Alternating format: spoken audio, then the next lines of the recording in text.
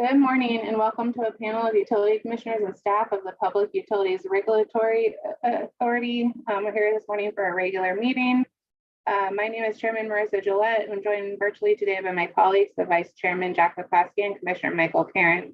We have a regular calendar and a consent calendar in front of us for today's regular meeting. And we'll start with the first item, docket number 230104.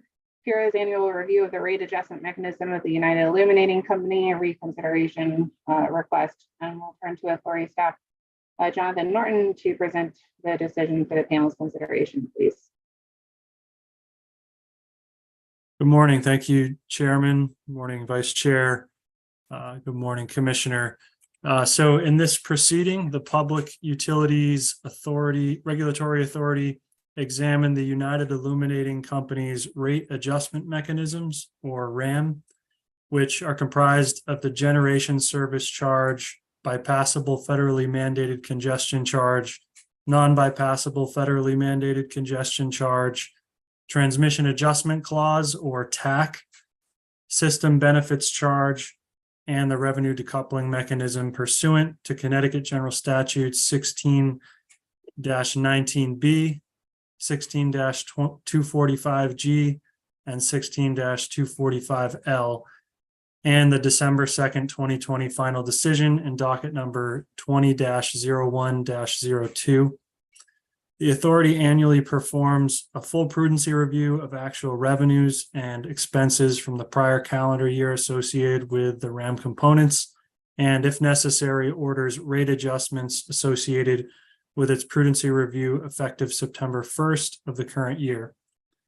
The prudency review commences each year after the authority issues an interim decision setting rates effective May 1st for the current year, for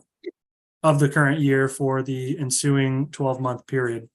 The decision being voted on today is in response to the United Illuminating Company's motion for reconsideration, requesting that the authority reconsider how it calculated the transmission adjustment clause beginning balance in its August 16th, 2023 final decision.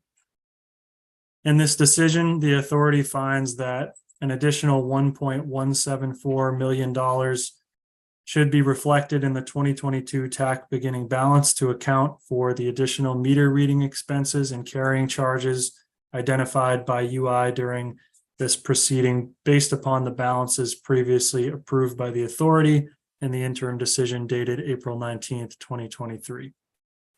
The authority recommends the decision for approval.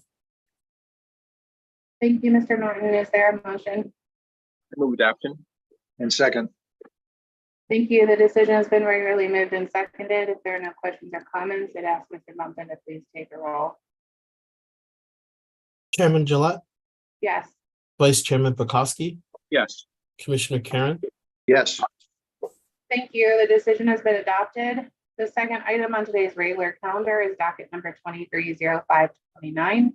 The application of Diversity LLC for Connecticut Electric Aggregator Certificate of Registration. We'll turn to authority staff attorney Pat Pryor to present the decision for the panel's consideration, please. Good morning, Chair Gillette, Vice Chair Bukowski, and Commissioner Karen. On May 11th, 2023, Diversity LLC submitted an application to the Public Utilities Regulatory Authority requesting a certificate of registration. The request is approved. The electric aggregators are required to have a certificate of registration from the authority prior to engaging in the electric aggregation business in Connecticut.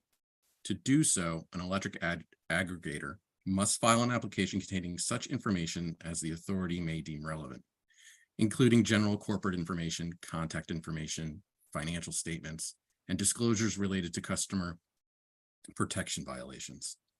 An electric aggregator may not be a supplier or an agent of a supplier and must act on behalf of the electric customer. Upon receipt of an application, the authority will determine if 1, the required information and fee has been submitted, 2, the applicant qualifies as an electric aggregator, 3, the applicant has demonstrated an ability to comply with Connecticut General Statute section 16-245O, and 4, any registration conditions are appropriate.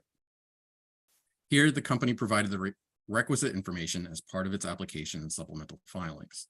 The information indicates that the company meets the definition of electric aggregator and is not an electric supplier or agent thereof. The marketing and customer service materials indicate that the company is willing and able to comply with the applicable provisions of Connecticut General Statute Section 16-245-0.